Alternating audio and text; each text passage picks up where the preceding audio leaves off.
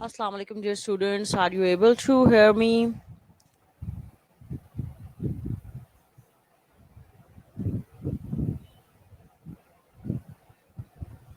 BSN? BSN, are you able to hear me? So, all are there so that we may proceed. Today, we will revise the chapter enzymes. Okay. This is also one of the important chapter with respect to examination point of view. So, enzymes are also quite important basically.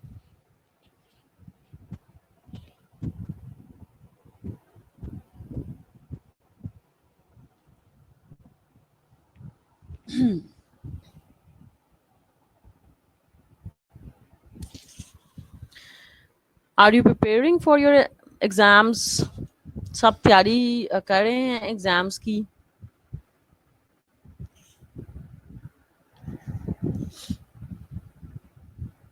Okay, that's good. That's good. You should be online in time and send the attendance like this as you have done today. That's good that you are sending your attendance as well. So 88, there are participants basically. Actually, due to internet speed, I got a bit late. Basically, I was trying from 9, but connect ही नहीं हो रहा था. Thanks God it is connected now. जी तो enzymes जो हैं इसमें एक तो डेफिनेशंस जो हैं बड़ी इंपॉर्टेंट हैं, जैसे कि को एंजाइम क्या है और एपो एंजाइम क्या है, होलो एंजाइम क्या है और सबस्ट्रेट क्या है, और प्रो एंजाइम या जाइमोजिन्स क्या हैं, ठीक है, और आइसो एंजाइम्स क्या हैं. So these are the few definitions which are very important regarding the examination point of view.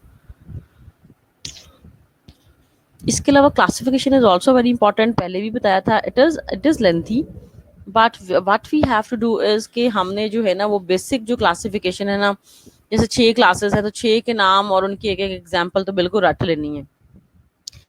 और यस, जो सब क्लासेस हैं उसका पता होना चाहिए, ठीक है. जैसे कि ऑक्सीडो रिडक्टेज की कितनी सब क्लासेस हैं? 4 हैं, ठीक है. तो कम से कम उनके नाम बताने चाहिए कि डिहाइड्रोजिनेज है, ऑक्सीडेज है, ऑक्सीजिनेज है, हाइड्रोपरऑक्सीडेज है, ठीक है. तो इस तरह से हमें कम से कम इनके नाम याद होने चाहिए. मैं ये नहीं कह रही कि हर क्लासिफिकेशन की तुम लोग ये जो एग्जांपल एक दी हुई है एरो वाली, ये भी याद रखो. I will not advise. Only सिर्फ ऑक्सीडोरिडक्टेज की एक एग्जांपल याद कर लो, ठीक है. ग्लूकोज से ग्लूकोनोलेक्ट्रॉन वाली अगर एक लिख दोगे तो वो भी ऑक्सीडोरिडक्टेज की एग्जांपल ही है ना, ठीक है ना. तो ये जो है ना एक एग्जांपल तुम लोग याद रख लो, एक इसकी क्लास की, एंजाइम की क्लास की. कैटलिस्ट क्या होता है तुम लोगों को पता है, सबस्ट्रेट क्या होता है, नॉमेनक्लेचर, इसलिए हम इसको रिवाइज नहीं कर रहे, ठीक है. क्लासिफिकेशन पे ही इसलिए हम जो है ना वो स्ट्रेट बेसिकली आ गए हैं. नॉमेनक्लेचर हमें पता है कि इसके एंड में एज आता है, लेकिन कुछ ऐसे एंजाइम्स हैं जिनके एंड पे एज नहीं आता है, ठीक है. There are some enzymes which don't end up with the age basically ना. तो वो कौन से एंजाइम्स हैं जिनके एंड पे जो है ना वो एज नहीं आता? जैसे कि ट्रिप्सिन है, जैसे कि पेप्सिन है, काइमोट्रिप्सिन है. दीज आर द एंजाइम्स के जिनके एंड पे एज जो है ना वो नहीं आता.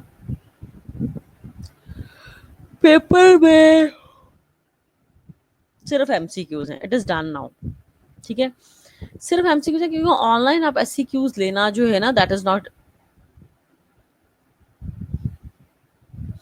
ठीक है. तो ऑनलाइन हम सिर्फ एमसीक्यूज पे ही कर रहे हैं. एससीक्यूज पे थोड़ी प्रॉब्लम आ रही थी, तो इस वजह से जो है ना हमें सब टीचर्स ही इसी पैटर्न पे बना रहे हैं that they are getting the basically they getting the MCQs basically.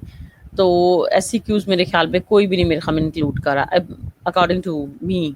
I don't know कि तुम लोगों को टीचर से पूछा है तो क्या सीन है. हाँ जी. मेरे ख्याल ये तुम लोग बेहतर बता सकते हो ना कि बाकी टीचर्स का क्या सीन है. As far as biochem is concern तो उसमें एमसीक्यूज हैं. और प्लीज़ शालीमार के लर्निंग पोर्टल पे जाके अभी भी अगर कोई बच्चा बच्ची रहते हैं जो इनरोल नहीं हुए, सिर्फ बायोकेमिस्ट्री पे, न्यूट्रिशन पे नहीं, because no one is on nutrition, ठीक है. मैंने किसी को भी न्यूट्रिशन पे इनरोल नहीं किया. ज़रा 50 तो एमसीक्यूज होंगे.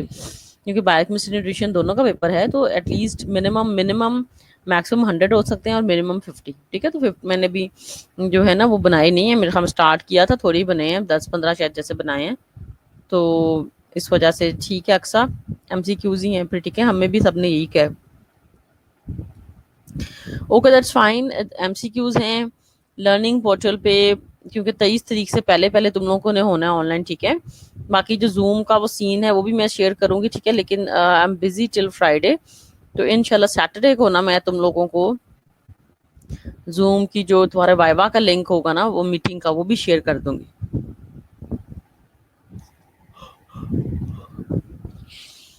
देखो, अगर 50 एमसीक्यूज हुए तो मेरे ख्याल में 1 घंटे का पेपर बहुत है, मैं 10-15 मिनट एक्स्ट्रा दे दूंगी। ठीक है, इफ देर 50 एमसीक्यूज तो हर एमसीक्यू को 1 भी मिनट हम दें तो मेरे ख्याल में जो है ना ज़्यादा से ज़्यादा 1 hour and 15 minutes, I think that is enough. 15 minutes extra दे दूंगी। किसी का कोई इंटरनेट का प्रॉब्लम हो जाता है, आज मेरा इंटरनेट नहीं कनेक्ट हो रहा था जैसे, ठीक है, तो इस तरह से समटाइम्स मतलब कि बच्चों के भी प्रॉब्लम हो जाते हैं, आई अंडरस्टैंड। तो उसमें ये कौन कह रहा है इतने ज़्यादा एमसीक्यूज हम 2 आवर्स में कैसे करेंगे? एक एमसीक्यू के लिए 1 मिनट बहुत है। मैं कह रही हूँ घंटे का पेपर है, उसमें 50 एमसीक्यूज हैं बस, दैट्स इट।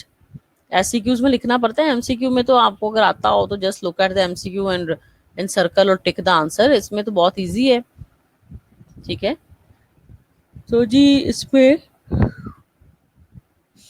ऐसा है कि आई विल गिव यू, ठीक है, हाँ बिल्कुल ठीक है। देखो that's why I am saying कि I will give you 10-15 minutes extra, या ऐसा है कि चलो ठीक है, 1 घंटा और 30 मिनट्स कर देते हैं। ठीक है, 1 hour and 30 मिनट्स में कर रही हूँ। तो ये 9-10 से शुरू हो रहा है ना, 10 से 11:30 तुम लोग का पेपर है। आप याद रख लो 10 बजे एग्जैक्ट तुम लोग ऐसा करो ना कि 10 से पहले ऑनलाइन होना स्टार्ट हो जाओ ना। मेरी आज यही मिस्टेक हुई है कि मैंने एग्जैक्ट 9 बजे ऑनलाइन किया है ना, तो वो नहीं हुआ। तो अगर हम थोड़ी देर पहले हो जाए तो फिर पता चल जाता है ना कनेक्शन का प्रॉब्लम है, फिर मैं समटाइम्स मोबाइल से कनेक्ट कर लेती हूँ और अल्टरनेटिव कनेक्शन से कर लेती हूँ। तो इसमें ऐसा है कि तुम लोग जो है ना वो 10 से पहले ऑनलाइन हो, 9:45 तक, ताकि कम अज कम अगर कोई मसला भी है, नहीं कनेक्ट हो रहा इंटरनेट का, तो फिर आप कर तो सको कुछ। ठीक है जी, 10 to 11:30 we have the exam and that is done now and there will be only MCQs. ठीक है, and be online in time. चलो जी, अब आ जाओ जरा क्लासिफिकेशन पे कि मेजर 6 क्लासेस हैं। ठीक है, सबसे पहली क्लास है ऑक्सीडो रिडक्टेज, और ये ऐसे रिएक्शंस को कैटलाइज करते हैं जिसमें या तो ऑक्सीडेशन हो रही हो या रिडक्शन हो रही हो।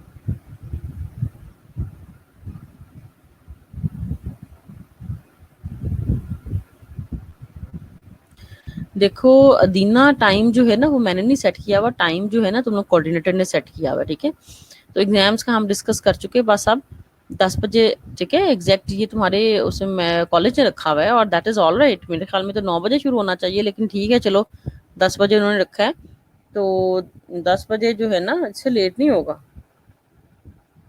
सारे एग्जाम्स का यही है टाइम।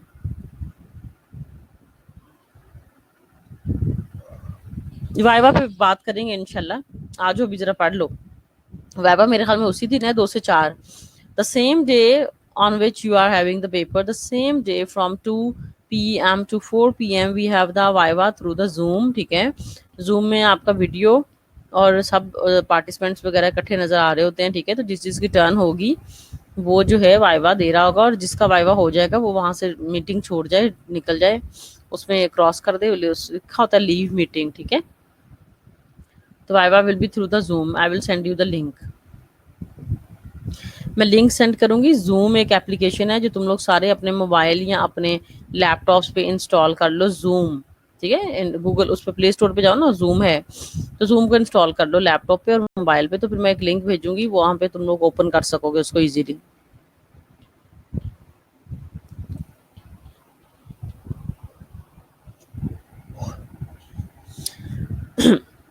अच्छा जी, ऑक्सीडोरेट्रेस की 4 सब क्लासेस, डिहाइड्रोजिनेज, ठीक है, जो हाइड्रोजन को रिमूव करते हैं, एग्जाम्पल्स लिखी हुई, कोई भी तुम लोग याद रख लो। ऑक्सीडेज जो ऑक्सीजन को यूज करते हैं, ठीक है, अपने रिएक्शंस में। और ऑक्सीजनेजेस जो है ना, जिसमें ऑक्सीजन आपके सबस्ट्रेट के साथ रिएक्ट कर रही होती है, ऑक्सीजन आपके सबस्ट्रेट के साथ रिएक्ट कर रही होती है। और आखिरी इसमें कौन सी है, हाइड्रोजन पर ऑक्सीडेज, ठीक है, जिसमें बेसिकली क्या है कि हाइड्रोजन हाइड्रोजन पर ऑक्सीडेज जो कि सिर्फ हाइड्रोजन पर ऑक्साइड पे एक्ट करते हैं, ठीक है, they only act on hydrogen पर ऑक्साइड, H2O2 इस पे एक्ट करते हैं, ठीक है। तो एक एग्जांपल ये बताना चाहिए एंजाइम क्या कर रहा है, और सिर्फ ऑक्सीडोरेडक्टेज की तुम लोग एक एग्जांपल जो है ना वो याद रख लो। दूसरी क्लास ट्रांसफरेज, ठीक है, इसकी भी सब क्लासेस हैं, ट्रांसमाइनेजेस, ठीक है, ट्रांसपेप्टाइडेजेस, ट्रांस जो है वो क्या कहते हैं, एसाइलेजेस, ठीक है, फॉस्फोट्रांसफरेजेस। तो ये जो है ना, इसमें भी तुम लोग ALT AST की एक एग्जांपल याद रख लो। अब ट्रांस अमाइनेजेस है ना, ये अमाइन ग्रुप की ट्रांसफर कर रहे हैं, ठीक है, किसमें ट्रांसफर कर रहे हैं, अमाइनो एसिड से कीटो एसिड में अमाइन ग्रुप जा रहा है। जब अमाइनो एसिड अपना अमाइन ग्रुप दे देता है तो वो बन जाता है कीटो एसिड, और जो कीटो एसिड है जब वो अमाइन ग्रुप एक्सेप्ट कर लेता है तो वो बन जाता है अमाइनो एसिड, ठीक है। तो इसमें तुम लोग ALT AST यानी कि SGPT SGO2 में एक एग्जांपल बस याद कर लो, कोई भी एक एग्जांपल, ठीक है, जिसमें लिखी हुई है वो तुम लोग याद कर लो। इसके बाद फॉस्फोर ट्रांसफरेजिस में फॉस्फेट ग्रुप की ट्रांसफर हो रही है, ठीक है, ग्लूकोज से ग्लूकोज फॉस्फेट बन रहा है। ये तो हमने उसमें मेटाबॉलिज्म में भी किया है ना, ठीक है, रिएक्शन के glucose is changing into glucose 6 phosphate, glycolysis का पहला स्टेप है। ये तुम लोगों को याद हो जाना चाहिए मेरे ख्याल में, इसमें मसला नहीं होना चाहिए। ट्रांस मिथाइलेजेस, ठीक है, मिथाइल ग्रुप की ट्रांसफर हो रही है, इसमें हिप्यूरिक एसिड बन रहा है। मैं इसलिए कह रही हूँ कि हर एक एग्जांपल हमने याद नहीं करनी। तुम लोग ट्रांसफरेजेस लिखा है ना, तो उसमें ALT AST वाली ये कर लो। ये फॉस्फो ट्रांसफरेजेस वाली बड़ी इजी है, ये ग्लूकोज से ग्लूकोज 6 बन रहा है, लेकिन ALT AST वाली मैं रिकमेंड करूंगी ये कर लो, ठीक है। इसी तरह ट्रांसपेप्टाइडेजेस, ठीक है, कि पूरी पेप्टाइड की ट्रांसफर हो रही है, ठीक है, यहाँ अमाइनो एसिड्स की ट्रांसफर हो रही है। ट्रांस असाइलेजेस में जो कोएंजाइम में SH होता है, असाइल ग्रुप, इसकी ट्रांसफर हो रही है। ये भी तुम लोगों का जो है ना फैटी एसिड मेटाबॉलिज्म का स्टेप है, पामेटिक एसिड से पामेटाइल एस कोएंजाइम में ये बन रहा है। हमने भी फैटी एसिड मेटाबॉलिज्म नहीं ना किया, ये उसका रिएक्शन है। तो that is I mean to say कि ये इजी है, क्योंकि हमने रूटीन में हमने ये वो करने ही है याद। हाइड्रोलेसिस ब्रेक डाउन करवा रहे हैं, ठीक है, कार्बोहाइड्रेट्स की, प्रोटीन्स की या लिपिड्स की बेसिकली। अब इसमें 3 तरह के हैं जी, एक तो है प्रोटीन हाइड्रोलाइजिंग एंजाइम्स, फिर कार्बोहाइड्रेट हाइड्रोलाइजिंग एंजाइम्स, और तीसरा है बेसिकली हमारे पास लिपिड हाइड्रोलाइजिंग एंजाइम्स।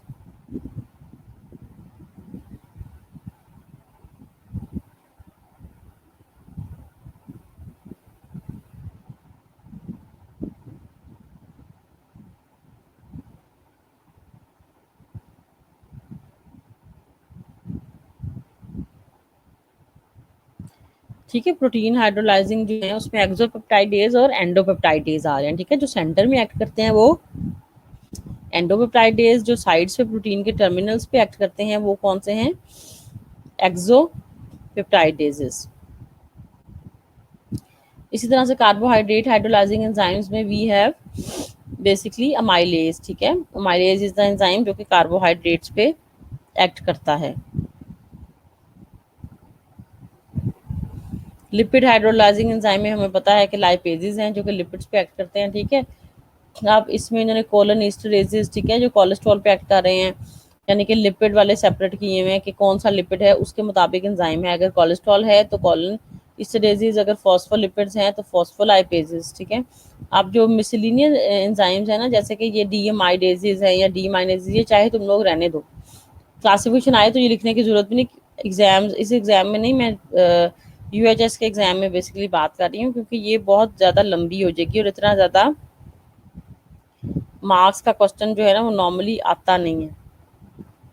ओके, इतना ज़्यादा जो है ना वो लंबा क्वेश्चन बेसिकली आता नहीं है, तो इस वजह से आई एम टेलिंग यू कि क्लासिफिकेशन अगर आ जाती है तो उसमें जो है ना अगर क्लासिफिकेशन आ भी जाती है तो उसमें जो है हम लोग ये बहुत लंबा ये जो डीमाइलेज अदर हाइड्रोलाइजिंग एंजाइम्स और फॉस्फाटेजेस और फॉस्फो जो है डाइस्टरेजेस वगैरह ये वाली कहानी हम नहीं करेंगे, ये कहानी हम नहीं करेंगे, ठीक है। न्यूक्लियोसाइडेजेस और ये मिसलिनियस एंजाइम्स ये हम नहीं करेंगे। तुम लोग लाइपेजेस तक कर लिया, ठीक है, कि फॉस्फोलाइपेजेस चलो वहां तक कर लिया, उसके बाद ये सारा पढ़ लो, लेकिन ऐसा सच करने की जरूरत नहीं है। इसके बाद तुम लोग आ जाओ लाइगेजेस पे, जो बेसिक हमारी बेसिकली क्लास है, ठीक है, तो उस पर हमने लाजमी आना है। Lipases ligases catalyze the reaction of joining the two compounds, ठीक है, कि दो कंपाउंड्स को बेसिकली ज्वाइन कर रहा है। सक्सेनिक एसिड से सक्सिनाइल को एंजाइम बन रहा है, ठीक है। तो जो दो कंपाउंड्स को ज्वाइन कर रहा है that is ligases. Ligases they catalyze the breakdown of the compound by removing the group from it without addition of water molecule being added, leaving double bond behind, ठीक है। तो लाइएसिस जो है ये भी ब्रेक डाउन करवाता है बेसिकली कंपाउंड्स की, लेकिन उसमें से बेसिकली एक ग्रुप रिमूव कर देता है, ठीक है। और इसमें जो हाइड्रोलिसिस होती है उसमें वाटर मॉलिक्यूल की लाजमी एडिशन होती है, लेकिन जो लाइसिस है इसमें वाटर मॉलिक्यूल की एडिशन नहीं होती और एंड प्रोडक्ट जो बनती है ना उसमें डबल बॉन्ड होती है। तो दिस इज द डिफरेंस, ठीक है, लाइसिस और हाइड्रोलिसिस में। हाइड्रोलिसिस में वाटर मॉलिक्यूल की एडिशन लाजमी होती है और डबल बॉन्ड का कोई ऐसा सीन नहीं होता।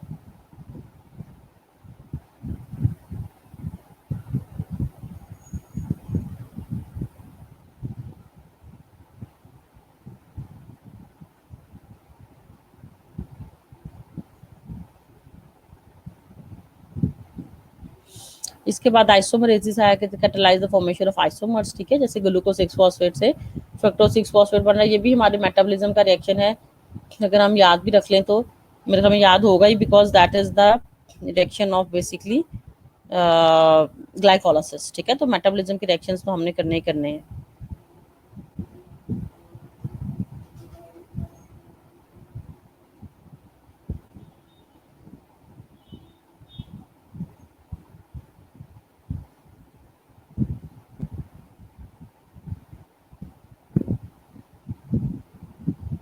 इसके बाद जी हम आ जाते हैं किस पे,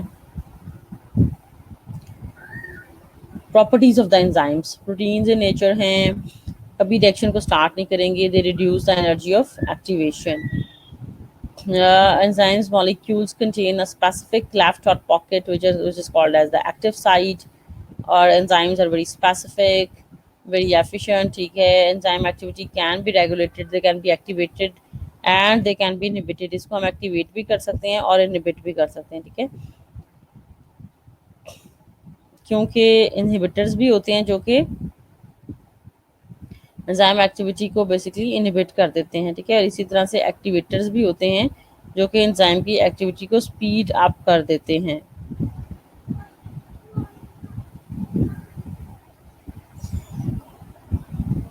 Cofactors, they are the non-protein and inorganic substances which are required by the enzymes for their activity. These are usually metals, for example, ferrous, zinc, and magnesium, and they cannot be dialyzed out. Cofactor और coenzyme में जो difference है ना, please ये लाजमी तुम लोगों ने करना है।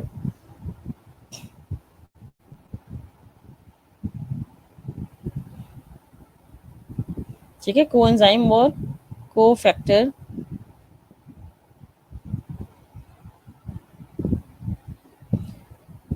कोएंजाइम्स जो है ना ये नॉन प्रोटीन ऑर्गेनिक सब्सटेंसेस हैं, और जो को फैक्टर है ना वो इनऑर्गेनिक है।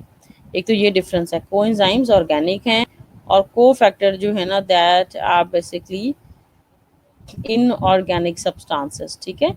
और जो को फैक्टर है it cannot be dialysed out, dialysis वगैरह से डायलाइज आउट नहीं हो सकते, लेकिन कोएंजाइम्स जो है ना they can be dialysed out. और एग्जांपल्स दोनों की तुम लोगों को पता होना चाहिए, को फैक्टर कौन सा है, वो ज़्यादातर मेटल एटम्स होते हैं, ठीक है, और ये ज़्यादातर विटामिन वगैरह होते हैं, ये जो को एंजाइम्स हैं विटामिन वगैरह से बनते हैं, NAD, ठीक है, NADH, FAD।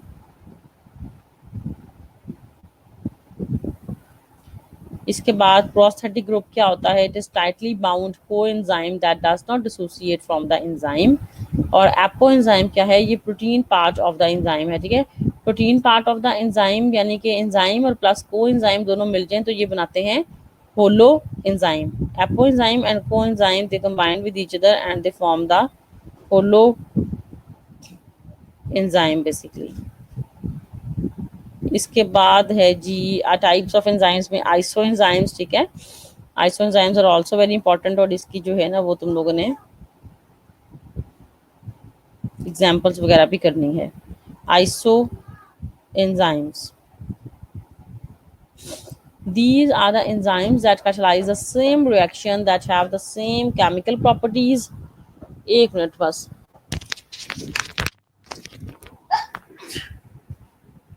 कौन है? याम है?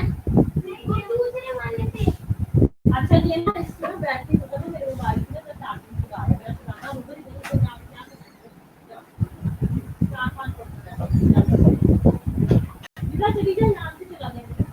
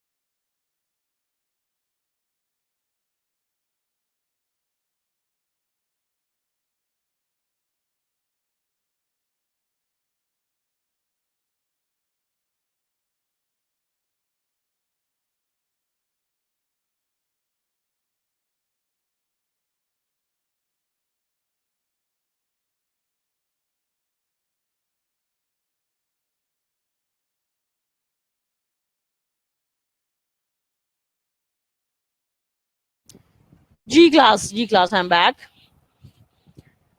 जो इम्पोर्टेंट है जी वो लिख भी दीजिएगा एंड पे, ठीक है जी। वैसे मैं इम्पोर्टेंट देखो, अब बंद नहीं करना। इम्पोर्टेंट जो है ना वो इसमें से समटाइम्स देखो, अब हम अगर पास पेपर्स की बात करें तो एपोएंजाइम और होलोएंजाइम में क्या फर्क है वो आया हुआ है। आइसोजाइम्स का 3 नंबर का सवाल आया हुआ है। क्लासिफिकेशन बहुत दफा आई हुई है, ठीक है। इसके अलावा जो एंजाइम्स की इंपॉर्टेंस है, मेडिकल इंपॉर्टेंस जो है, जो उसमें डायग्नोसिस में जो एंजाइम इंपॉर्टेंट है वो बहुत दफाए में कौन कौन से फैक्टर्स हैं जो एंजाइम की एक्टिविटी पे रिएक्ट करते हैं। तो overall this chapter is whole very important, ठीक है। As a whole it is very important and this is up to the examiner कि उसने कौन से सवाल देने हैं। ओवरऑल अगर हम पास पेपर्स देखें तो ये चैप्टर में से काफी सवाल आए हैं, ठीक है। इसमें ऐसा नहीं है सिर्फ एक ही टॉपिक आया हुआ है, तो इस चैप्टर में से जो है ना there are number of the questions basically जो इस चैप्टर में से आए हुए हैं। तो इस वजह से मैं तो यही रिकमेंड करती हूँ कि तुम लोग जो है ना छोड़ो कुछ ना, क्योंकि हमारे पेपर में चॉइस कोई नहीं होती। अगर हम यूएचएस की बात करें तो इंशाल्लाह 2021 में लाजमी है कि तुम लोग एग्जाम्स होंगे, बिकॉज ये जो कोरोना वगैरह चल रहा है ये दिसंबर से ज़्यादा लास्ट नहीं करेगा। ये सब जितनी भी रिसर्च आई है सब ने यही कहा है कि सिर्फ ये 2020 है, 2021 के आते ही things will be better and corona will be out. ये सब कह रहे हैं कि दिसंबर तक जो है ना ये निकल जाएगा इंशाल्लाह इंशाल्लाह। तो इस वजह से तुम लोग के एग्जाम्स तो लाजमी होने हैं। हाँ, जो अब वाले स्टूडेंट्स थे उनके भी होने हैं, क्योंकि वो प्रोफेशनल डिग्री को प्रमोट ही नहीं कर रहे। प्रोफेशनल डिग्री के जितने भी स्टूडेंट्स हैं वो उसको विदाउट एग्जाम्स प्रमोट नहीं कर रहे, बल्कि जिनको करने लगे थे उन पे भी वो केस हो गया है कि बच्चों ने केस कर दिया कि कैसे, जैसे कि मैट्रिक वगैरह है, उन्होंने कहा कि 9th की बेस पे हम रिजल्ट देते हैं, बट वो स्टूडेंट्स नहीं माने, ठीक है। तो आवाज जी क्लास आवाज आ रही है? मेरे ख्याल में आ रही तुम सबको, हाँ जी। तो इस वजह से जो है ना, पहले मैंने खुद ही माइक बंद किया था। तो ऐसा है कि एग्जामिनेशन पॉइंट ऑफ व्यू से दिस इज इम्पोर्टेंट, ठीक है। Factors affecting the enzyme activity कोई चैप्टर है, इसमें कोई भी ऐसी चीज नहीं है मैं कहूँ कि हाँ ये वाला एक टॉपिक है जो तुम लोग छोड़ दो। मेरे ख्याल में जो वो है एलोस्टेरिक एंजाइम्स नहीं अभी तक किसी ने दिए, बाकी तो सारा ही आया हुआ है इसमें जितने भी टॉपिक्स है ना। तो आइसो एंजाइम्स, ठीक है, सेम एंजाइम्स, ठीक है, जिनकी सबयूनिट्स डिफरेंट होती हैं लेकिन सेम रिएक्शन को कैटलाइज कर रहे होते हैं। जैसे कि एलडीएच किसमें एग्जांपल है, कोई हार्ट में भी है, कोई स्केलेटल मसल्स में भी है, ठीक है।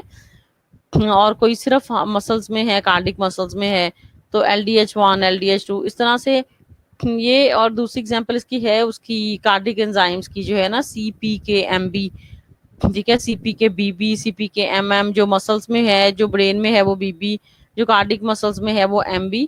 तो इनकी सब यूनिट्स डिफरेंट होती हैं, बट ये सेम रिएक्शन को कैटेलाइज कर रहे होते हैं। तो ये हम जी आइसो एंजाइम्स भी हमने करने हैं। लाइसो एंजाइम्स सेल वॉल को डिस्ट्रॉय करते हैं, पहले भी हमने पढ़ा हुआ है। हाँ, जो zymogens हैं ये basically inactive form of enzyme है, क्योंकि enzymes are present in our body, लेकिन हर टाइम ये एक्टिव नहीं होते, they are only activated whenever they are needed. तो जो इनएक्टिव फॉर्म में, जिस फॉर्म में बॉडी में पड़े रहते हैं, उसको हम कहते हैं जाइमोजिन। इसकी मैम एग्जांपल्स हैं, जैसे कि जो पेप्सिन है और जो ट्रिप्सिन है, they are first basically present in our body in the inactive form which is called as pepsinogen। Pepsin जो है पेप्सिनोजिन की फॉर्म में प्रेजेंट होता है, ठीक है। तो जब इसकी जरूरत होती है तो फिर ये चेंज हो जाता है पेप्सिन में। इसी तरह से काइमोट्रिप्सिन जो है काइमोट्रिप्सिनोजिन की फॉर्म में प्रेजेंट होता है, जब जरूरत होती है तो एक्टिव हो जाता है काइमोट्रिप्सिन में, ठीक है। तो इनएक्टिव फॉर्म में पड़े रहते हैं और जब जरूरत होती है तो एक्टिवेट हो जाते हैं, क्योंकि हर टाइम एक्टिवेट नहीं रह सकते ना आप तुम लोग। जो लाइपेज लिपिड पे एक्ट करता है, ऐसा ही है ना, लाइपेज एक्ट्स ऑन लिपिड्स, लेकिन अगर तुम लोग खाना ही नहीं खाया हुआ, लाइपेज एक्टिवेट हो जाए तो बॉडी के अपने लिपिड खा जाए। Mechanism of action of enzyme, दो स्टेप का मैकेनिज्म है कि पहले सबस्ट्रेट और एंजाइम अटैच होता है और बनाता है ES complex, enzyme substrate complex, जो कि फिर चेंज हो जाता है EP कॉम्प्लेक्स में, यानी कि एंजाइम और प्रोडक्ट कॉम्प्लेक्स। इसके बाद है जी फैक्टर्स जो कि इफेक्ट कर रहे हैं एंजाइम की एक्टिविटी को, ठीक है। तो सबसे पहला है substrate concentration. Substrate concentration increase करेंगे तो क्या होगा, एंजाइम की एक्टिविटी इंक्रीज होगी, लेकिन तब तक इंक्रीज होगी जब तक तुम्हारे पास एंजाइम प्रेजेंट है।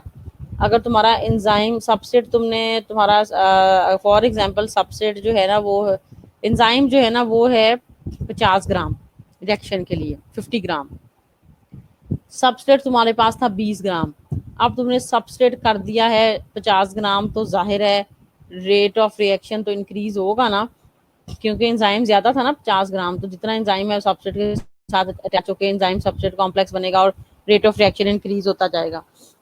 लेकिन जब हम और सबस्ट्रेट डालते जाएंगे, यानी कि 60 ग्राम 70 ग्राम कर दें सबस्ट्रेट, तो कोई फायदा नहीं होगा, क्योंकि एंजाइम तो 50 ग्राम है, तो वो सबस्ट्रेट तो फारग ही पड़ा रहेगा।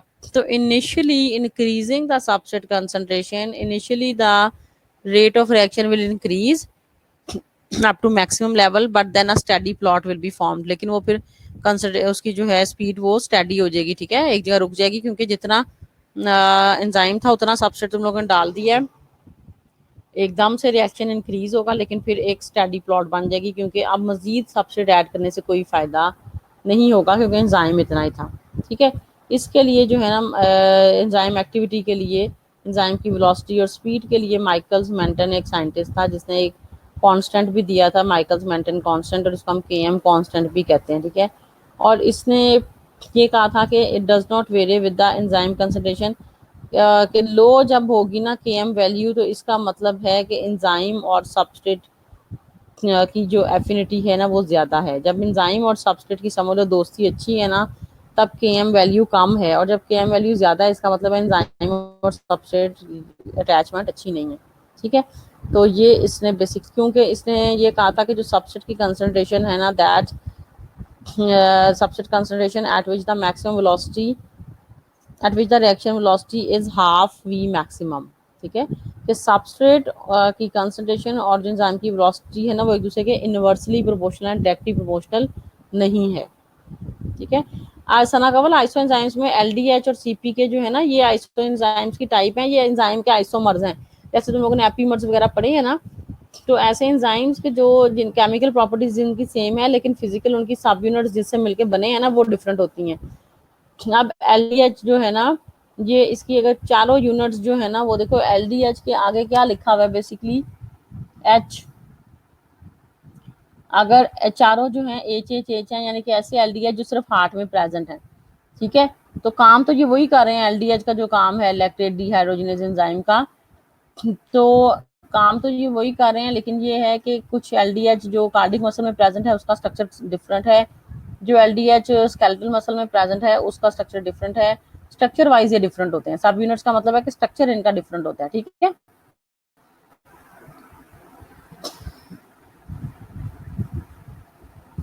एंजाइम कंसंट्रेशन का भी यही हाल है कि एंजाइम कंसंट्रेशन इंक्रीज करोगे तो पहले रिएक्शन इंक्रीज होगा, लेकिन फिर एक स्टडी प्लॉट बन जाएगा। टेम्परेचर में ये है कि हर जो ऑप्टिमम टेम्परेचर है वो 37 डिग्री सेंटीग्रेड है हर एंजाइम के लिए। तो अगर तो तुम लोग 37 डिग्री दोगे तो एंजाइम की एक्टिविटी बहुत अच्छी रहेगी। लेकिन अगर ये टेम्परेचर तुम लोग और ज़्यादा इंक्रीज कर दोगे, क्योंकि by increasing the temperature activity increase हो जाती है। 37 तक अगर टेम्परेचर इंक्रीज करते हो ना तो एक्टिविटी इंक्रीज हो जाएगी, लेकिन अगर 37 से ज़्यादा तुम लोग इंक्रीज करते जाओगे ना 50-60, तो एंजाइम्स जो हैं they are protein in nature, और प्रोटीन हाई टेम्परेचर पे मर जाती है, तो एंजाइम भी बेचारे जो है ना वो डीनेचर होना शुरू हो जाएंगे, ठीक है। तो हम बहुत ज़्यादा अगर टेम्परेचर इंक्रीज करेंगे तो एंजाइम की डीनेचरेशन होना स्टार्ट हो जाएगी, और जो बेस्ट टेम्परेचर है एंजाइम्स के लिए दैट इज 37 डिग्री सेंटीग्रेड। इसके बाद पीएच है। पीएच हर एंजाइम की स्पेसिफिक है, ठीक है। हर एंजाइम की जो पीएच उसको दोगे, अब मतलब फिक्स है, इसमें ऐसा नहीं है पीएच कम या ज्यादा करने से एंजाइम की एक्टिविटी पे कोई फर्क पड़ेगा, क्योंकि हर एंजाइम की एक स्पेसिफिक पीएच। अगर वो पीएच दोगे तो एंजाइम विल बी एक्टिव, वो पीएच नहीं दोगे तो एंजाइम डीनेचर हो जाएगा।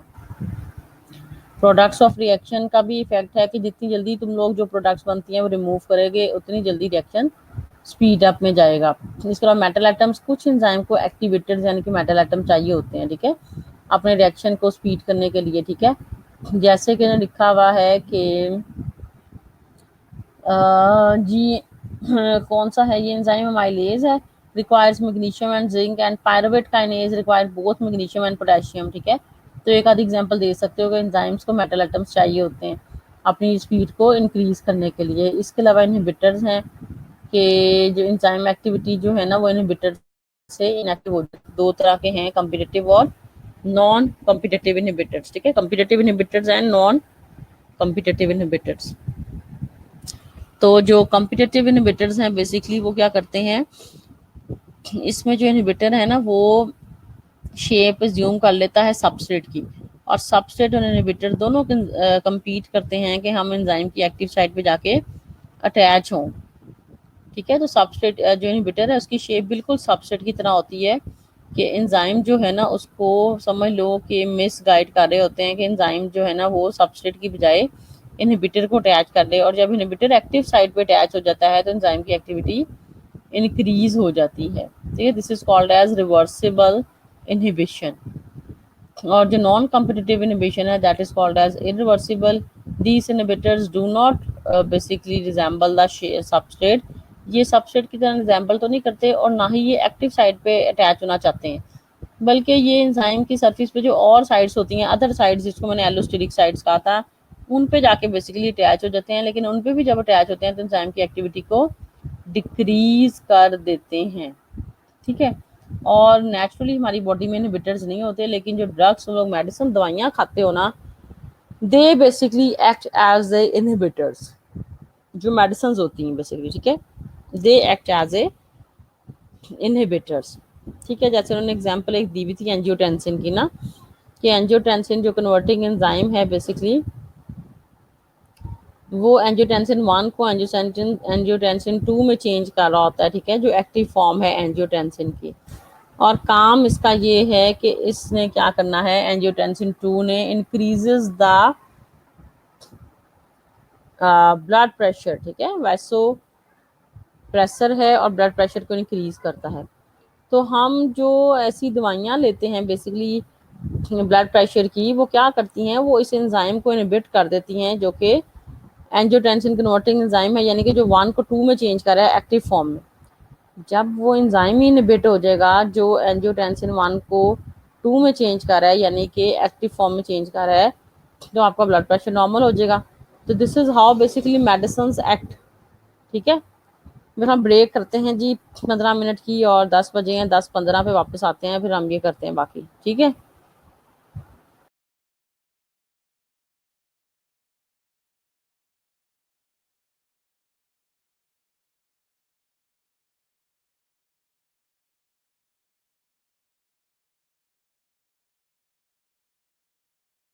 सो we are going for break.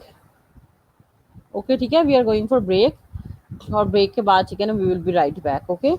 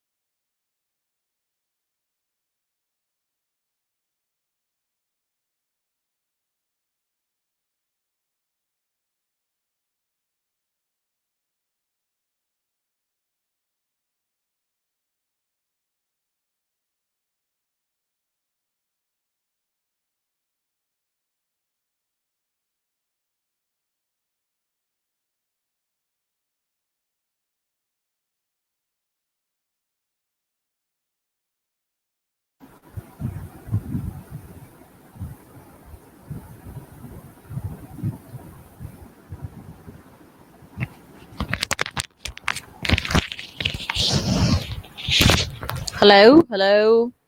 अब आएगी जी, ऑडियो और वीडियो भी। ब्रेक थी 15 मिनट्स की, ठीक है, मैंने कहा था 10:15 पे वापस आ रहे हैं। ओके, 1 मिनट बस तुम लोग वेट करो जरा।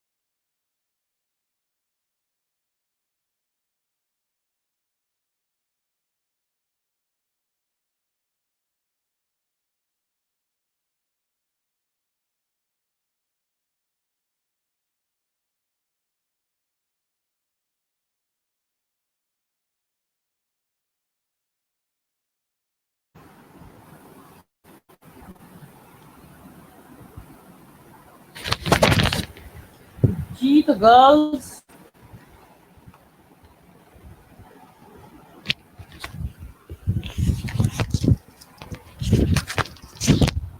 सॉरी, बेसिकली मैं चार्जिंग जरा लगा रही थी लैपटॉप की। जी, अब आ रही है मेरी आवाज क्लास?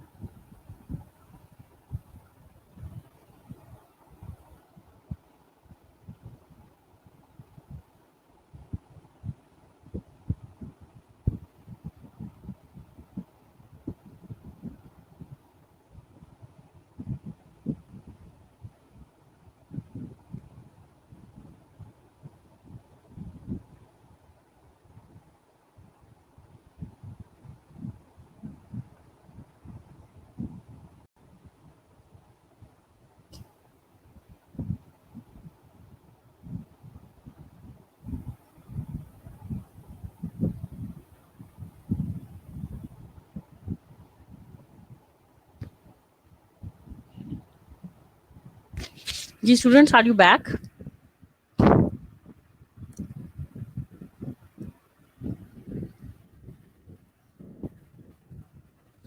लड़कियों लड़के, तुम लोग वापस आ गए हो कि नहीं? Please let me know if you are able to hear me. अच्छा, तो सीवजन ऐसा है कि वो क्लिनिकल नोट्स जो थे ना, ठीक है, अच्छा उसमें ना तुम लोगों ने बस पढ़ लेनी है डिजीजेस। वो जो क्लिनिकल नोट्स थे, उससे पहले जो था ना उसकी मेरे ख्याल मेटाबॉलिज्म, न्यूक्लिक एसिड का मेटाबॉलिज्म जो है ना वो नहीं करना था, लेकिन जो क्लिनिकल नोट्स है ना, गाउट वगैरह, हाइपर यूरिसीमिया, ठीक है, जो डिजीजेस थी बेसिकली, डिजीजेस पढ़ लो तुम लोग, ठीक है, डिजीजेस पढ़ लो।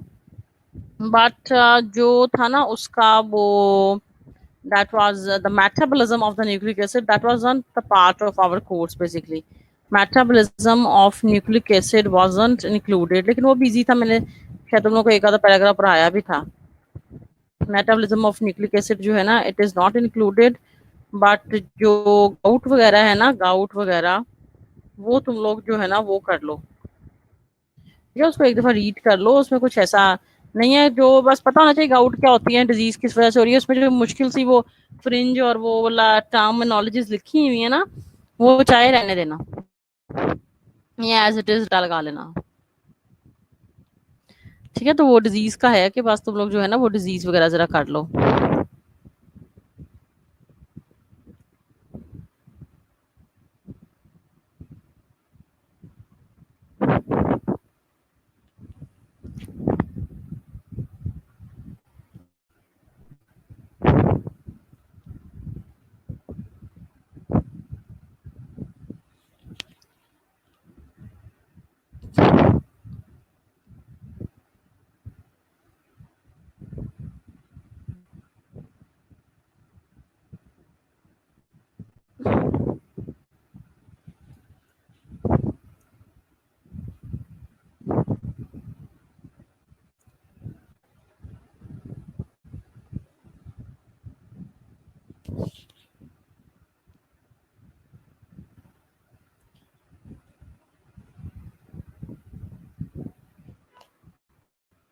ठीक, इज इट ओके नाउ? चलो जी, अब हम जरा इस पे वापस आ जाए, enzymes which we were doing, ठीक है। इसमें हमारे पास रह गया था, अब कौन सा हम कर रहे थे, ड्रग्स। हाँ जी, ड्रग्स जो है ना हमारी बॉडी में नेचुरल इनहिबिटर्स नहीं होते। नेचुरल इनहिबिटर हो तो फिर हमारे बॉडी में एंजाइम्स कैसे काम करें?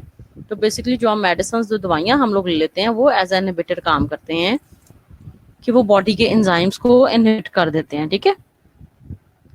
तो रेगुलेटरी एंजाइम्स हमारे पास कौन से हैं बेसिकली, जो रेगुलेशन में हेल्प करते हैं, ठीक है। और एंजाइम्स की रेगुलेशन के लिए कोवलेंट मॉडिफिकेशन से भी हो रही होती है, नॉन कोवलेंट मॉडिफिकेशन से भी एंजाइम्स की रेगुलेशन हो रही होती है। Regulation of enzymes bye non covalent modification से जब होती है तो इसका मतलब ये है,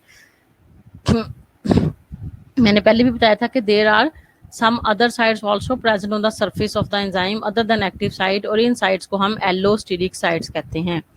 इन एलोस्टेरिक साइट्स पे अफेक्टर्स, एक ऐसे रिएजेंट्स या कंपाउंड्स होते हैं इफेक्टर्स जो कि अटैच हो जाते हैं, ठीक है, non covalently, non covalent bond के थ्रू। और ये इफेक्टर्स जब तक अटैच रहते हैं ना, ये एंजाइम की इनहिबिशन और एक्टिवेशन करवाते रहते हैं। इसके अलावा जो है ना, वो ये लिखा हुआ है, जो नेगेटिव इफेक्टर होगा ना वो ज़्यादा इनहिबिट करेगा एंजाइम को, और जो पॉजिटिव इफेक्टर होगा ना वो एंजाइम की एक्टिविटी को इन्हांस करेगा या increase करेगा। feedback inhibition of the enzyme, allosterotic enzymes can be inhibited by the product of the own catalytic product। इसका मतलब ये है कि जैसे हमने हार्मोन्स में पढ़ा था ना नेगेटिव फीडबैक मैकेनिज्म, याद होगा तुम लोगों को कि जो हार्मोन्स हैं वो अपनी जो प्रोडक्ट है वो अपनी सिक्रीशन को खुद ही कंट्रोल कर रही होती है। इसी तरह से जो फीडबैक इनहिबिशन ऑफ एंजाइम है ना, इसका मतलब ये है कि ये जो प्रोडक्ट इसमें बनती है ना, वो जब ज़्यादा बन जाती है ना तो वो खुद ही अपने पेरेंट एंजाइम को इनहिबिट कर देती है। जब सबसे पहले वाला एंजाइम इनहिबिट हो जाएगा तो ज़ाहिर रिएक्शन पूरा स्टॉप हो जाएगा बेसिकली, ठीक है। तो product is controlling its own basically secretion या प्रोडक्शन, इसको हम कह रहे हैं feedback inhibition of enzyme. Allosteric activation मैंने अभी बताया कि अगर पॉजिटिव फैक्टर अटैच हो जाएगा ना एंजाइम की सरफेस पे, एक्टिव साइड से अलहदा जो साइड है उस पे, तो इसको हम बेसिकली कहते हैं एलोस्टेरिक एक्टिवेशन।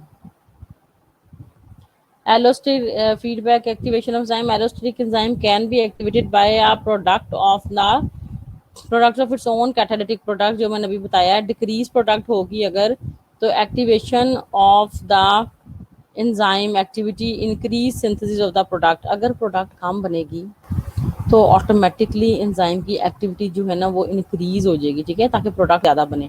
अगर प्रोडक्ट ज़्यादा होगी, जितनी सफिशिएंट बॉडी को चाहिए उतनी बन गई, तो एंजाइम जो है ना वो खुद ब खुद ही अपने जो प्रोडक्ट जो है वो खुद ही जो है ना, जो एंजाइम इसको बना रही है ना उसको इनहिबिट कर देगी, ठीक है। Regulation of enzyme by covalent, ये सारे थे नॉन कोवलेंट मॉडिफिकेशन से। अब कोवलेंट मॉडिफिकेशन से ये है कि एंजाइम के साथ कोई ना फॉस्फेट ग्रुप अटैच हो जाए, कोई मिथाइल ग्रुप अटैच हो जाए, यानी कि एंजाइम की मिथाइलेशन हो जाए, फॉस्फोराइलेशन हो जाए। उसकी वजह से फिर क्या होता है, जब एंजाइम की जो है ना बेसिकली फॉस्फोराइलेशन हो जाए या मिथाइलेशन हो जाए, तो जब तक एंजाइम के साथ फॉस्फेट ग्रुप लगा रहता है ना वो एक्टिव रहता है। जब फॉस्फेट ग्रुप रिमूव कर दिया जाता है तो इनएक्टिव हो जाता है। या एंजाइम के साथ जब मिथाइल ग्रुप लगा रहता है तो एक्टिव रहता है, जब मिथाइल ग्रुप हटा दिया जाता है तो इनएक्टिव हो जाता है। या इसके ऑपोजिट भी हो सकता है कि फॉस्फेट ग्रुप लगा रहे तो एंजाइम इनएक्टिव रहता है, कुछ एंजाइम ऐसे भी हैं, और जैसे ही फॉस्फेट ग्रुप हटा दिया तो एंजाइम एक्टिव हो गया, ठीक है। तो इस सारे सिनेरियो को हम कह रहे हैं ये कोवलेंट मॉडिफिकेशन है कि regulation is mostly frequently done by the addition और removal of the phosphate groups, ठीक है, कि फॉस्फेट ग्रुप इनके साथ अटैच कर दिए जाते हैं, फिर ये एक्टिव और इनएक्टिव हो जाते हैं बेसिकली। इसमें एग्जांपल्स दी हुई हैं, जैसे काइनेज की एग्जांपल दी हुई है, ठीक है, और एग्जांपल्स दी हुई है कि कौन से एंजाइम्स हैं जो कि इस तरह एक्टिव और इनएक्टिव रहते हैं। अच्छा, अभी उसके बाद है जी क्लिनिकल डायग्नोसिस में, मैं पहले भी बताया था ये इंपॉर्टेंट अच्छा है टॉपिक बेसिकली, कि क्लिनिकल बेसिकली जो है ना वो डायग्नोसिस में कौन कौन से एंजाइम्स हैं।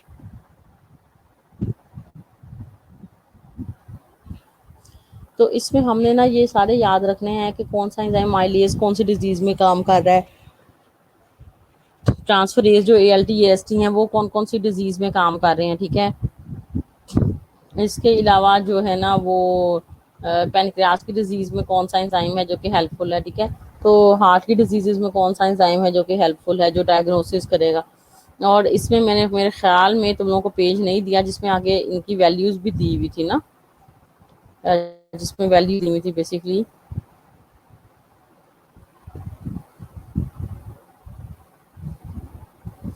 कि हर एंजाइम की ना रेंज दी हुई थी कि इतना होगा अगर आपके ब्लड में ये एंजाइम, तो ये नॉर्मल रेंज है, अगर इसे एक्सीड कर जाएगा जो है ना, ये भी जी इन्फेक्शन है ना बेसिकली, पेनक्रियाज का पेरोटाइटस।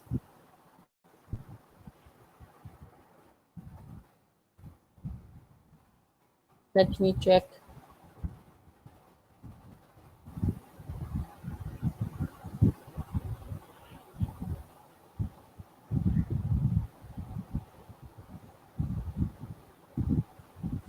इन्फ्लामेशन ही होती है बेसिकली। ठीक है, I will give you basically ना, असल में जब से कॉलेजेस बंद हुए हैं ना तो नोट्स वगैरह सारे बस ऐसे ही पड़े हैं मिक्सअप होके, उनको ढूंढना करना। लेकिन इंशाल्लाह ना आज मैं ग्रुप में ना पिक्चर एक शेयर करती हूँ जिसमें टेबल दिया होगा और आगे ना वैल्यूज भी दी होंगी, तो वो हम तुम लोगों ने करनी है, ठीक है। Values will be given to you आज इंशाल्लाह। एंजाइम्स की जो है ना ये जो है ना मैं तुम लोगों को भी दूंगी थोड़ी देर बाद, जैसे क्लास आपकी 11 बजे खत्म होती है ना, तो आफ्टर 12 उसके बाद ब्रेकफास्ट वगैरह करके ना बच्चों को दे के तो फिर इंशाल्लाह फ्री होके सबसे पहले ना आई will give you the picture, क्योंकि ये करीबी है, बुक में से मैंने देनी है तो बुक करीबी पड़ी हुई है मेरे पास।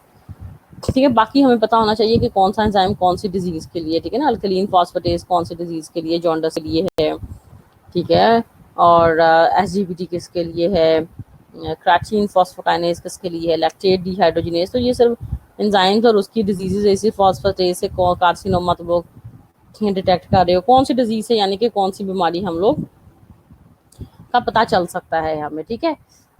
तो this is the basically thing. इसके अलावा मेडिसिन में भी एंजाइम यूज हो रहे हैं, ठीक है, डाइजेस्टिव डिसऑर्डर के लिए, ठीक है, एंजाइम यूज हो रहे हैं in the form of medicine. फिर ब्लड कोगुलेशन के लिए देखो लिखा हुआ है यूरोकाइनेज वगैरह, स्ट्रेप्टोकाइनेज यूज हो रहे हैं।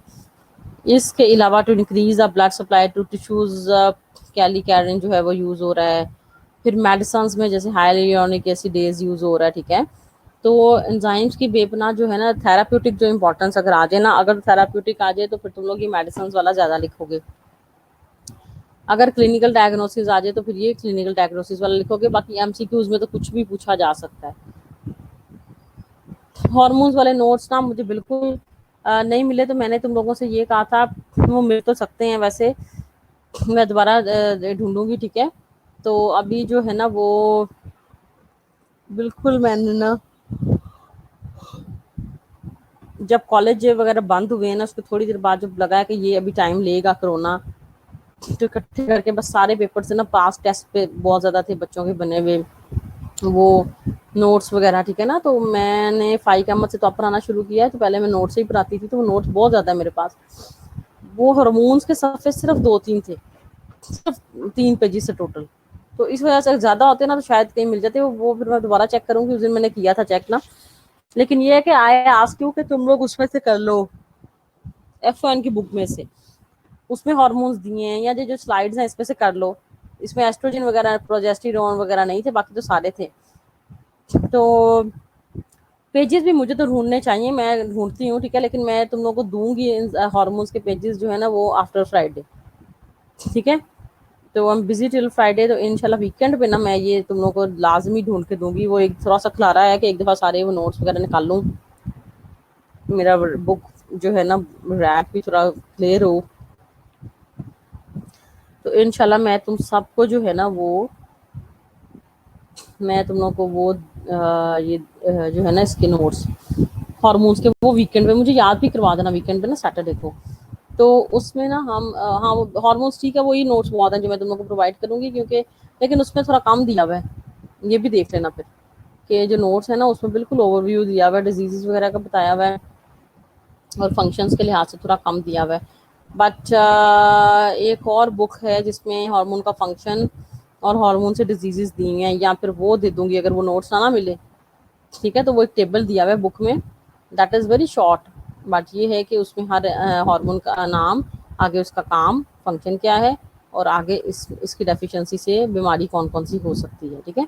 तो ये भी एक टेबल, ये टेबल मैं शेयर कर सकती हूँ तुम लोगों के साथ, लेकिन आज फिलहाल एंजाइम्स का करूंगी, और वीकेंड पे फिर I will work on hormones ना, तो मिल जाएगा इंशाल्लाह इंशाल्लाह। ठीक है, तो just remind me on weekend. बाकी जी ये ऑइंटमेंट्स में इसका यूज है, और कैंसर की ट्रीटमेंट में भी। अच्छा जी, ट्रिप्सिन कैमोट्रिप्सिन जो है ना, that is use for the degradation of necrotic tissues masses of the pus and effusion, they are also cause cleansing of the wounds or promote the wound healing। देखो ये हैं प्रोटीन्स, हम सबको पता है कि वूंड हीलिंग में help कर रही होती हैं, क्योंकि बॉडी का रिपेयर सिस्टम का कंपोनेंट है ना प्रोटीन्स। तो ट्रिप्सिन और काइमोट्रिप्सिन के फंक्शंस वगैरह, जैसे लास्ट पैराग्राफ है, ये आ सकता है कभी। फिर कैंसर ट्रीटमेंट जो है, एलास्पाइज is used for the treatment of the lymphoblastic leukemia, especially in the children। So these were the basically functions of the enzymes। तो चैप्टर इतना मुश्किल नहीं है ओवरऑल जो है, it is not as tough, लेकिन ये है कि यस डिटेल्स जो हैं वो तुम इसमें सारी तुम लोगों को ना वो करनी पड़ेगी।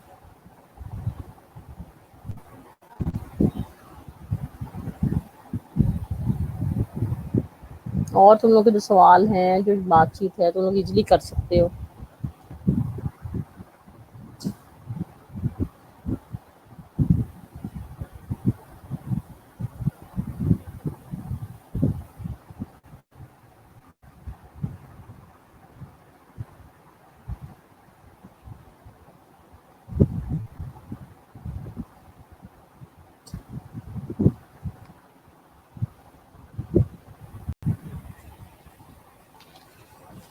Anything you can ask, you can simply ask. ठीक है, कल हमने जो टॉपिक रिवाइज करना है वो तुम लोग डिस्कस कर लो, मुझे बता दो कि कल हम जो है ना जो रिवाइज करना चाहते हैं।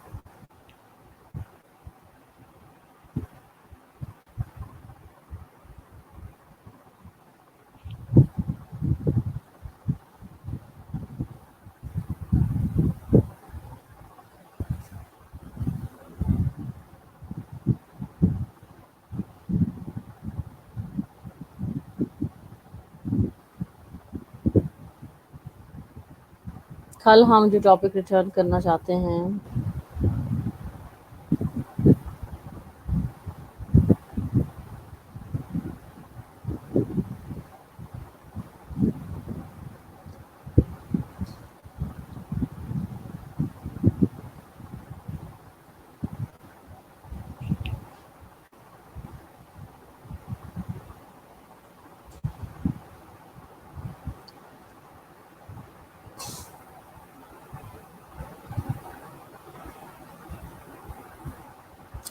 हाँ सिंपल प्रोटीन्स जो है, yes I can make you revise simple proteins जो हैं। क्लिनिकल डायग्नोसिस में प्लीज सब एंजाइम्स करने हैं, तो पहले ही काम सा है, इतना ज्यादा नहीं है क्लिनिकल डायग्नोसिस। ठीक है, तुम लोग करो, हो जाएगा, इजी है क्लिनिकल डायग्नोसिस। ठीक है, इनकी मैं वैल्यूज भी दे दूंगी। क्लिनिकल डायग्नोसिस में सब एंजाइम्स करने हैं। सिंपल प्रोटीन्स में हिस्टोन्स वगैरह, एल्ब्यूमिन, ग्लोबुलिन, वो जितना जितना लिखा हुआ है ना पैराग्राफ उसमें, वो उतना उतना ही हमने करना है बस। अगर कभी शॉर्ट नोट आ जाए 2 नंबर्स का, what do you write a short note on globulin, वैसे आता नहीं है लेकिन फिर भी write a short note on albumin, या what are the functions of albumin, what are the functions of protamine, या what are the functions of prolamins. ठीक है, तो सिंपल प्रोटीन्स जितनी भी हैं वो एक्जिमेटस जो रैश है ना, सिंपली ये डर्माटाइटिस की तरह है, स्किन की डिजीजेज है, ठीक है, जिसमें स्किन बड़ी स्केली और ड्राई हो जाती है। ठीक है, और जितनी ड्राई और स्केली होगी उस पर आप उतनी ज्यादा खारिश वगैरह करोगे तो एक्जिमेटिस रैश उस पर हो जाते हैं। और थ्रोम्बोसाइटोपिनिया भी जो है ना, वो प्लेटलेट्स से रिलेटेड डिजीज है, जिसमें क्लॉट बनना शुरू हो जाते हैं बॉडी में। ठीक है, कि प्लेटलेट्स के लेवल मेरे ख्याल में ज्यादा हो जाते हैं इसमें, थ्रोम्बोसाइटोपिनिया में। Thrombocytopenia is a condition characterized by the low level of नहीं, इसमें थ्रोम्बोसाइटोपिनिया में लो लेवल्स ऑफ थ्रोम्बोसाइट्स यानी कि प्लेटलेट्स कम हो जाते हैं। ठीक है, थ्रोम्बोसाइटोपिनिया में प्लेटलेट्स कम हो जाते हैं, यानी कि अगर प्लेटलेट्स कम हो जाएंगे इसका मतलब है कोई भी चोट लगने के बाद तुम लोगों का ब्लड क्लॉट नहीं करेगा। ठीक है, thrombocytopenia means low level of platelets. Eczematous rash is like the dermatitis in which scaly and dry skin. तो स्केली और ड्राई स्किन की वजह से रैशेस वगैरह जो स्किन पे बढ़ जाते हैं उसको हम कह रहे हैं।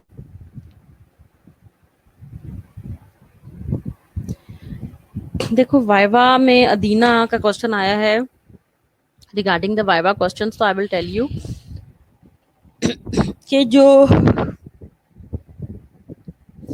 वाइवा है ना, उसमें examiner can ask you anything. जितना तुम लोग का सिलेबस है ना, वो ग्लाइकोलाइसिस पूछ सकते हैं, हाँ मुझे इसका पाथवे बता दो, अमाइनो एसिड का मुझे वो लिख के दिखा दो, ग्लूकोज का स्ट्रक्चर लिख के दिखा दो, अमाइनो एसिड का स्ट्रक्चर बना के दिखा दो, आपको पेंसिल कॉपी दे देता है वो कोई मसला नहीं है। तो इसमें वाइवा में we cannot say anything, the all the topics which are the part of your theory, they are the part of your viva.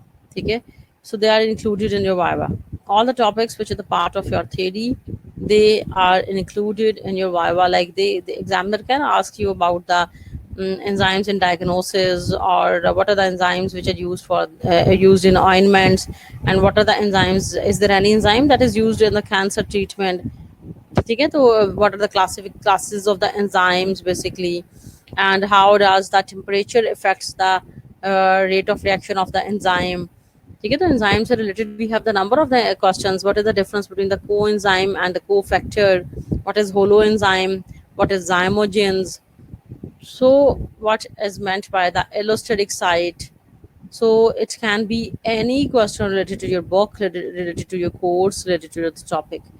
So और न्यूट्रिशन से भी ऐसे ही पूछ सकते हैं। ठीक है, कि आपका जो है जॉन्डिस की टाइप्स कौन सी हैं, सिरोसिस की टाइप्स कौन सी हैं, यूरिक एसिड मेटाबॉलिज्म में प्राइमरी और सेकेंडरी, जो हमने पढ़ा प्राइमरी यूरिक एसिड वो जो है, और सेकेंडरी गाउट और प्राइमरी गाउट, वो पूछ सकता है। फिर यूरिक एसिड के नॉर्मल लेवल्स क्या हैं, कितनी किलो कैलोरीज आप ब्लड प्रेशर के पेशेंट को दे सकते हैं, कितनी आप नेफ्राइटिस 1 के पेशेंट को दे सकते हैं, कितनी आप नेफ्राइटिस 2 के पेशेंट्स को दे सकते हैं, कौन कौन सी चीज़ें मना होंगी आपका अगर कार्डिक पेशेंट है। ठीक है, कौन कौन सी चीज़ें मना होंगी अगर इस तरह आपका पूरा अगर किडनी डिजीज का पेशेंट है, इस तरह say anything anything anything they can ask. ठीक है, तो लेकिन ये मैं तो बता दूं कि न्यूट्रिशन से बहुत ज़्यादा नहीं होता, मेन फोकस उनका बायोकेम होता है, बट यस न्यूट्रिशन का भी है। तो एग्जामिनर पर डिपेंड करता है, अगर उसकी न्यूट्रिशन अच्छी हो तो फिर हो सकता है वो न्यूट्रिशन के ज़्यादा सवाल पूछ ले। लेकिन वैसे जी बिल्कुल, आंसर सवाल जवाब सही होना चाहिए। You can speak in Urdu. ठीक है, बोल सकते हो, बोलना चाहो इंग्लिश में बोल सकते हो, उर्दू में बोल सकते हो, लेकिन जो डेफिनेशंस वगैरह होती हैं देखो, उसको अगर इंग्लिश में बोल दो तो अच्छा नहीं है ज़्यादा। लिखने में लिखना तो तुम लोगों ने इंग्लिश में ही है ना, लिखना तो अंग्रेजी में ही है ना। तो अगर तुम लोग बोल देते हो, जैसे कि मैं पूछ रही हूँ कि कोएंजाइम की डेफिनेशन या प्रोस्थेटिक ग्रुप की डेफिनेशन क्या होती है, तो तुम बता सकते हो ना, substance which has been tightly bound to the enzyme. तो एटलीस्ट जहाँ पे थोड़ा बहुत तो करना चाहिए तुम लोगों को, क्योंकि लिखना तो अंग्रेजी में ही है सारा।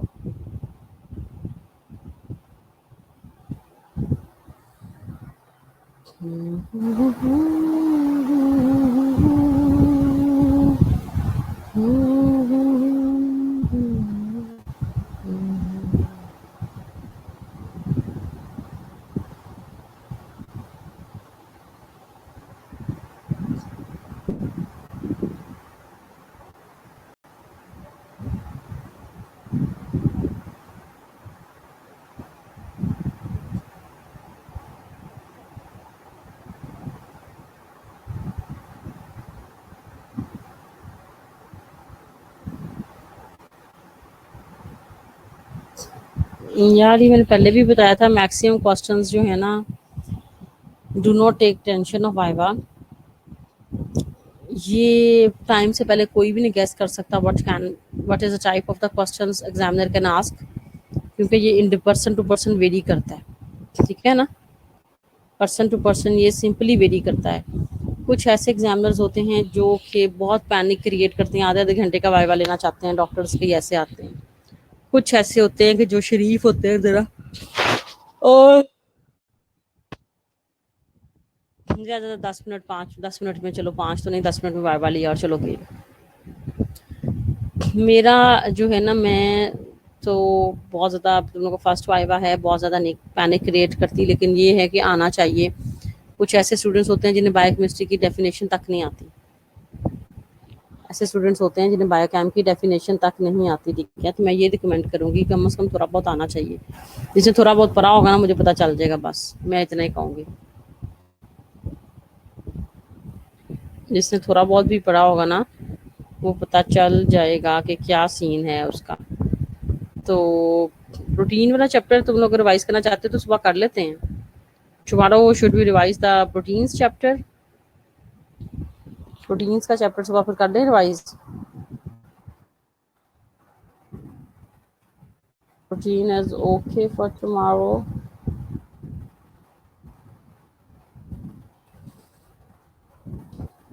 तो ठीक है, सुबह हम प्रोटीन्स वाला चैप्टर रिवाइज कर लेते हैं, नो प्रॉब्लम।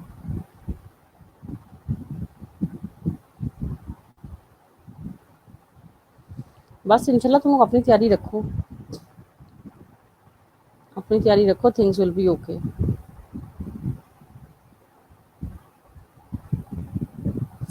पढ़ रही हो ना, बस ठीक है, लेकिन ये है कि बस डिटेल और ये भूल जाता है सब्जेक्ट।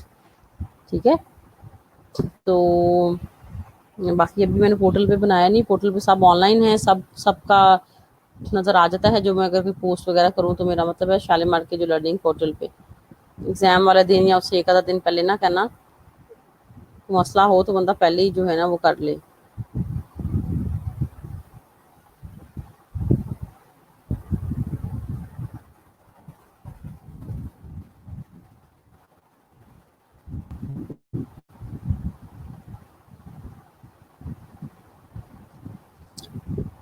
पोर्टल पे तुम लोग जो है वो सब ऑनलाइन हो, मेरा मतलब सबका ऑनलाइन हो जाता है ना मेरे सब्जेक्ट पे।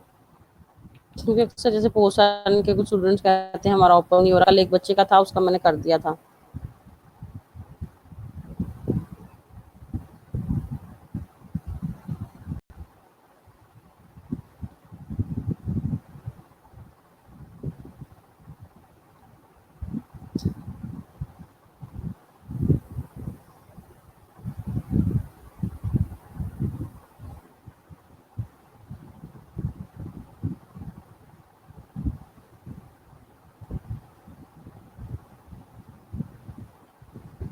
और के तुम लोग के क्वेश्चंस हैं, ठीक है, दैट्स ओके, दैट्स ओके।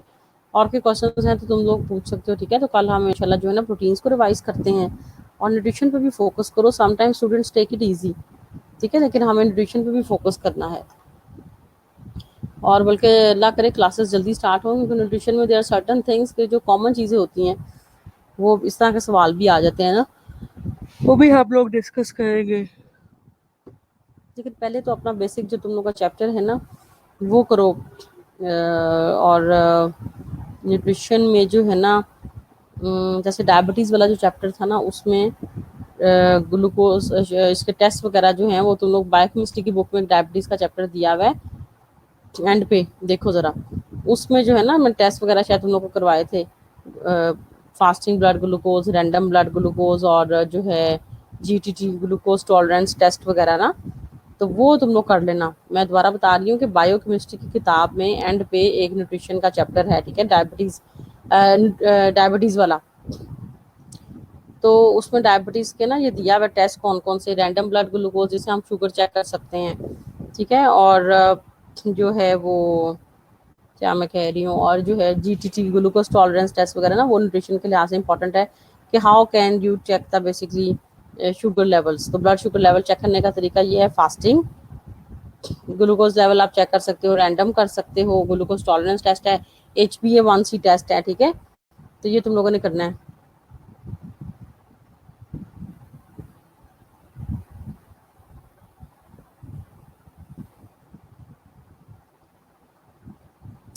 अच्छा, सीनियर्स वो कॉलेज कॉलेज ने प्रमोट किया ना, कॉलेज क्लासेस शुरू कर देता होता है वो, UHS ने कोई नहीं इसमें प्रमोट किया। इसमें तो ये है कि तुम लोग के कॉलेज ने प्रमोट किया ना कि फर्स्ट ईयर, ताकि वो टाइम ज़ाया हो रहा है ना, तो फर्स्ट ईयर तब तक सेकंड ईयर की क्लासेस पढ़ ले, क्योंकि सेकंड ईयर फिर कब पढ़ेगी। मेरी बात सुनो, अगर तुम लोग तो फर्स्ट ईयर में हो ना, तुम लोग तो आसानी है। उनका तो ये है कि पिछला साल वो कर चुके हैं और ये सारा साल उनका ज़ाया जा रहा था, तो इस वजह से सेकंड ईयर की क्लासेस स्टार्ट कर दी गई हैं ताकि वो अपना पढ़ना शुरू कर दें अगला भी।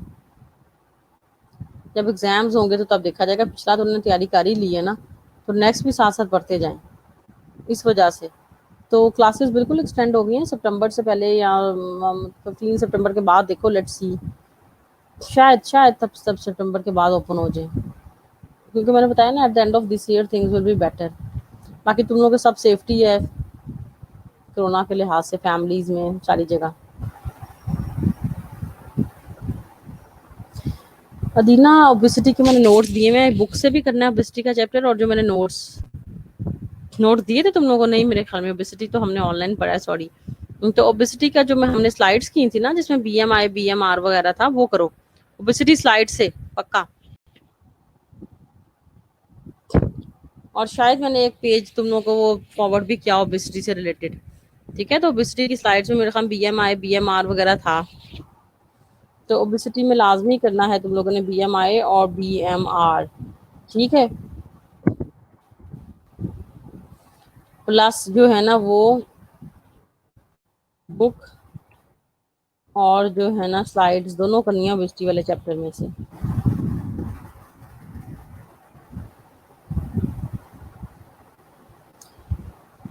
किसी दफा कोर्स तुम लोग को बताया हुआ carbohydrates, proteins, lipids, nucleic acid, enzymes, hormones, सारा आएगा इंशाल्लाह।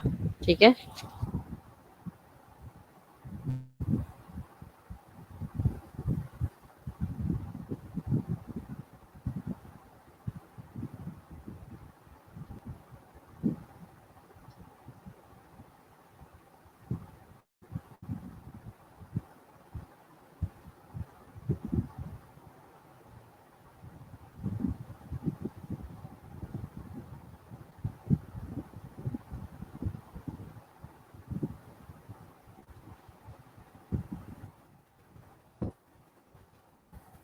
ठीक है क्लास, और कोई क्वेश्चन?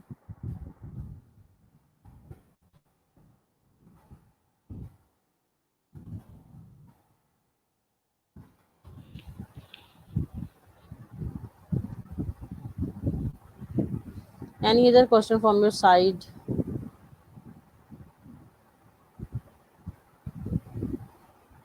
मैंने कहा टेस्ट जो ग्लूकोज के डायबिटीज वाला चैप्टर है ना तुम लोग की बायोकेम की बुक में, वो निकाल लो।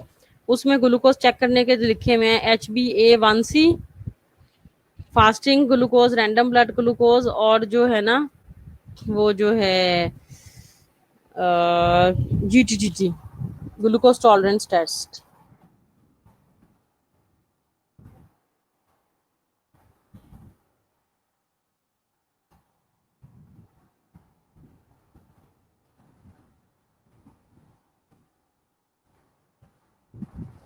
These all are present in your biochem book. Biochem book का ये है, तुम लोग चेक कर लो जरा, ये बायोकेमिस्ट्री की बुक में प्रेजेंट है। ठीक है, बायोकेमिस्ट्री की बुक में ये बेसिकली प्रेजेंट हैं।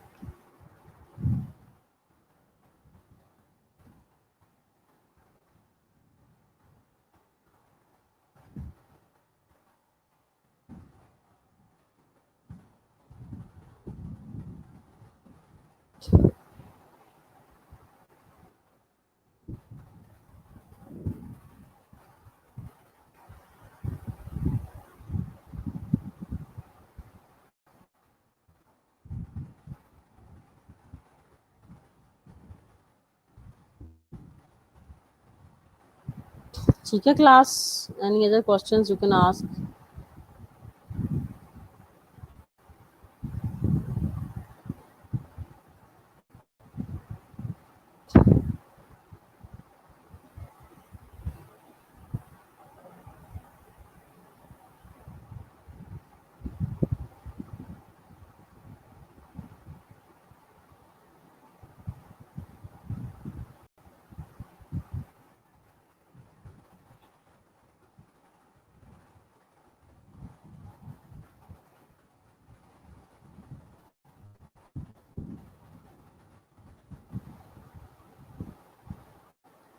ठीक है जी, फिर मिलते हैं सुबह इंशाल्लाह, रिवाइज करते हैं प्रोटीन्स। ठीक है, you will revise the proteins.